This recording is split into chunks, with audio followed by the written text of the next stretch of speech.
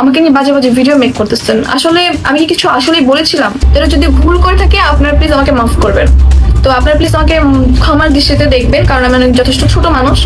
Hello Bangladesh, recently দেখতে পাচ্ছি social মিডিয়াতে ডিয়ার অডিয়েন্স, কেন এই অভিনেত্রী আরোহী মিম লাইভে এসে সবার সামনে হাত জোর করে ক্ষমা চাইলেন?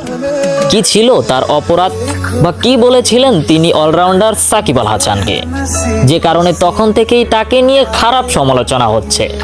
সাকিবিয়ানরা তো বলছে, গর্ত দিয়ে অর্থোপার্জন করা নারী তুমি কি করে বুঝবে সাকিব আল হাসানের গুরুত্ব? ডিয়ার অডিয়েন্স, এই কথা আমি বলছি না, বলছেন সাকিব আল হাসানের ভক্তরা। এই সম্পর্কে সাকিব আল হাসান লাইভে এসে কি বললেন সরাসরি লাইভ ভিডিও দেখাবো। তো চলুন কি হয়েছিল সেই দিন জেনে নেওয়া যাক।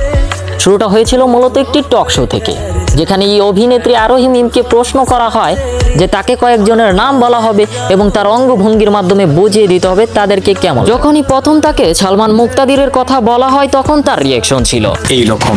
সালমান মুক্তাদির দেখলেই ভালো লাগে, মনে হয় গিয়ে একটা চুম্মা দিয়ে দিও। যখন তাকে সাকিব আল হাসানের কথা বলা হয় তখন তার রিয়েকশনটা এইরকম। সাকিব আল হাসান, কেন তুমি জানো না? এর মানে তিনি সাকিব আল হাসানকে পছন্দ করেন না। এর পিছনের কারণ হচ্ছে কোটা আন্দোলনে সাকিবকে নীরব থাকা। এরপর থেকেই এই অভিনেত্রীকে নিয়ে মানুষ নানানভাবে টল করতে শুরু করে, সেটা হোক বাস্তব জীবন কিংবা সোশ্যাল মিডিয়া, যে কারণে বাধ্য হয়ে আরোহী মিমকে লাইভে এসে সবার সামনে হাত জোর করে ক্ষমা চাইতে হয়।